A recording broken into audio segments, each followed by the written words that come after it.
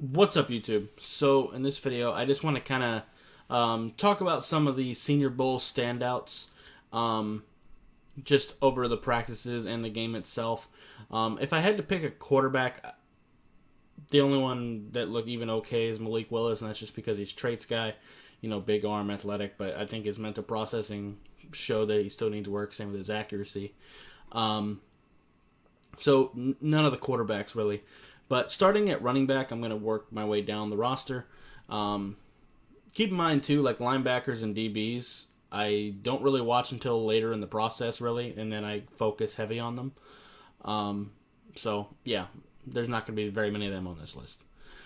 But Damien Pierce, the Florida running back, I didn't really like him as much in the team drills, but when you seen him line up in the running back versus linebacker drills as like a receiving back, he looked pretty solid, so he does intrigue me there.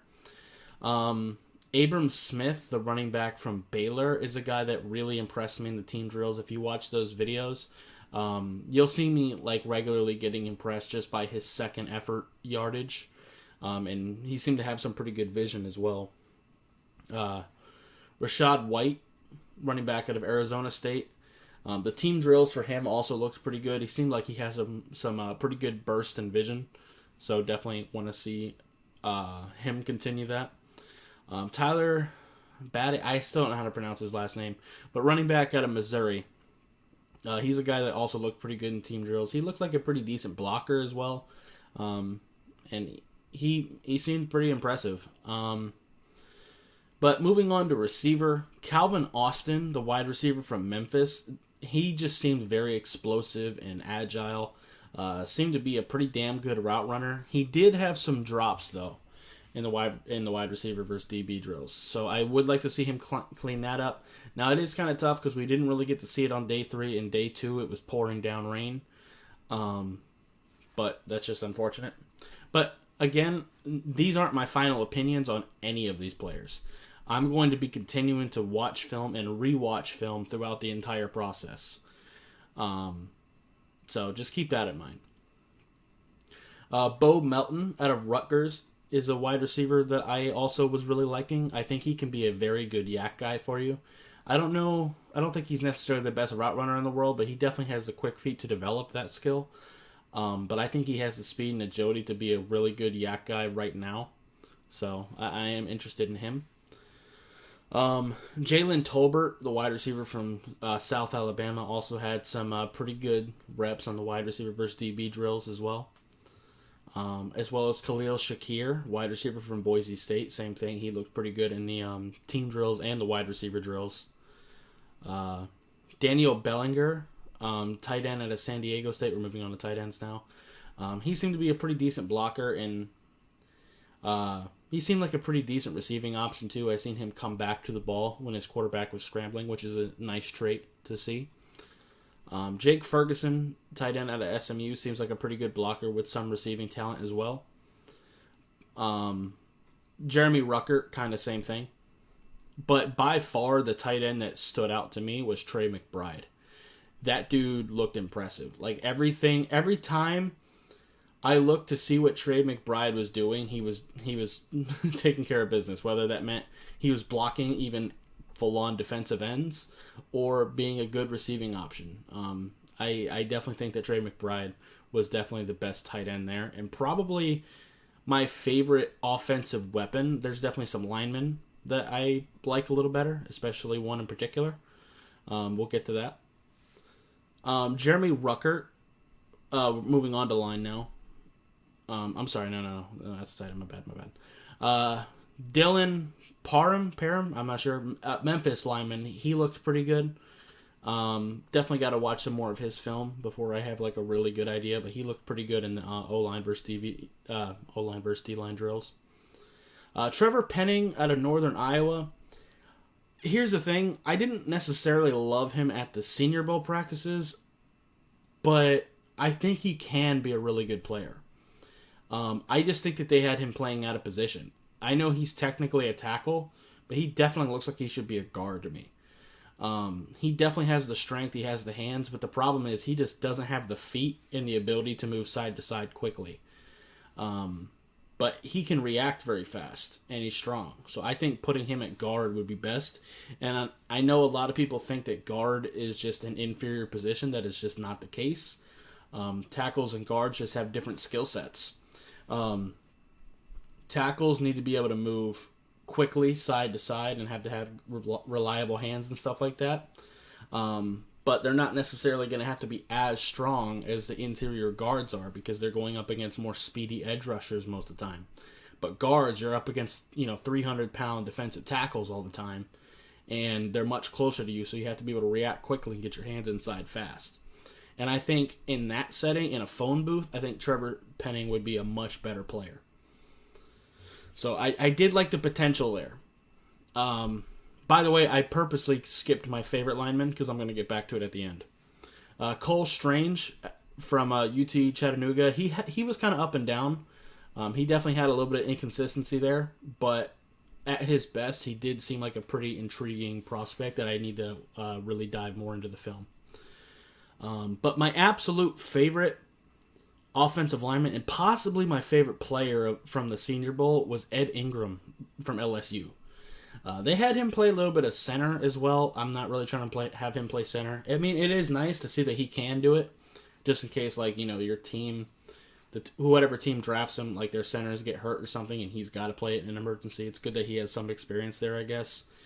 But no, that man's a guard, he is a fantastic one. Good hands, good knee bend.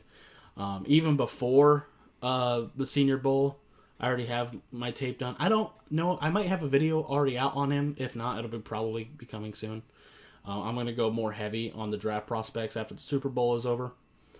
But yeah, but I really like him. Now, because he is a guard, and that is a little bit less of a priority position versus tackle or center, he'll probably be like a day 2 guy. But I think he will be a very, very solid day 2 guy. Because I think, like, position value, for you to be like a first-round guard, you have to be like a Quentin Nelson type guy. And he's not quite that. But he is a very, very, very good offensive lineman. And I think this year, there isn't like a whole lot of like top talent across the board in this draft. But I think it is a very good year for getting complementary players that can give you solid snaps. So, yeah. Moving on to defense, starting with edge. Amare Barno, I don't know how to pronounce it, but the edge rusher from from Virginia Tech, I'm sorry. I have him and Jermaine Johnson like right next to each other, so my bad. I have a list here pulled up of the ones I want to talk about. But yeah, he seemed pretty good, kind of inconsistent. You're going to see kind of a theme with a lot of these defensive linemen that have some issues. I think most of the offensive line at the Senior Bowl were pretty whack. I'm going to be honest with you. Besides the guys I just mentioned, I think most of them were pretty terrible. And we've seen a lot of these edge rushers just kind of run down the middle of people and, get away with it because the O-line was horrible. But I can't stand it when defensive linemen just run down the middle of people and expect that to work all the time, because eventually you're going to end up against a monster in the NFL. And that's just not going to work. You're going to need to be able to rush with a plan. You're going to have to be able to use your hands. And that is an issue with a lot of these guys. Now, Barno does seem to have some speed to him, some burst. But I do want to see him rush with a little bit more of a plan. Same thing with Jermaine Johnson. I know I'm going to get a lot of hate for this because a lot of people see him as like a first-round talent. I do not. Do I think he can go in the first round? Yeah, because he's athletic as hell. And this draft class is a little bit weak. But I think the talent screams 4th, 5th round. Like if he was in last year's draft class, he'd be around like Quincy Roche, the 3rd pass rusher from Miami. Like that'd be the level he's kind of around, because he's a guy that gives you 0 value in the run. And for me, if you're not going to give me any run game value, then your pass rush, for me to be interested in you in the 1st or 2nd day of the draft, your pass rush has to be like God tier level if you're not giving me any kind of run value. And that's just not the case. Like I said, he definitely has burst. He has some bend to him. And he does seem to have some strength. Like he does have the athletic traits you want. He has the length. to make him an interesting prospect, but he has no idea how to play defensive end. You see some spin moves, you see some swims, you see him use his hands sometimes, but it's very, very inconsistent. He has no consistency to his game at all. He seems to not really be rushing with a plan. He runs down the middle of people a lot. And we've seen that at the Senior Bowl as well. So I think he can be a good prospect, but that's a day 3 talent to me.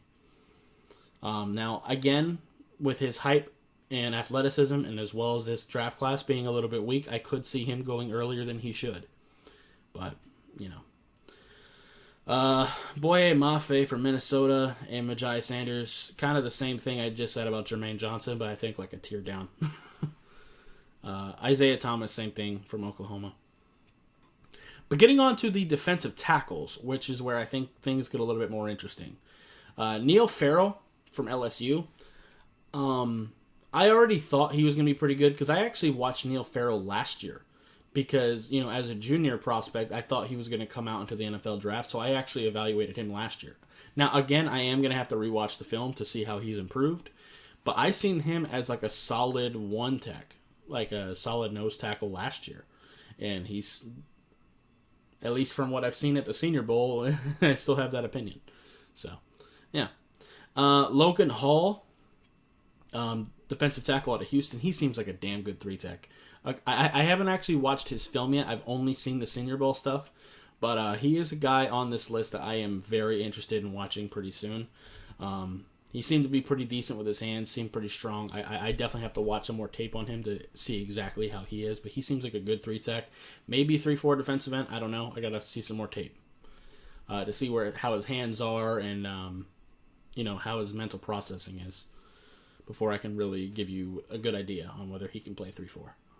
But anyway, I have no idea how to pronounce this guy's first name, but Mathis, the defensive tackle out of Alabama. I'll learn how to say it. Fedarian? Is it Fedarian? That's what it looks like. Fedarian Mathis? But defensive tackle out of Alabama. They had him playing 2 different positions at the Senior Bowl, which is interesting. Again, I have not watched this guy's film at all. Yeah, I will. But they had him playing some 1-tech and some 3-tech. Just based on his athletic profile, he seems more like a 1, but I don't know yet. I got to watch the film. But he seemed like a pretty intriguing prospect as well. Before I get to my other 2 defensive tackles, I'm going to get to my only DB I really took notice of, and that is Tariq Woolen, cornerback at a USTA.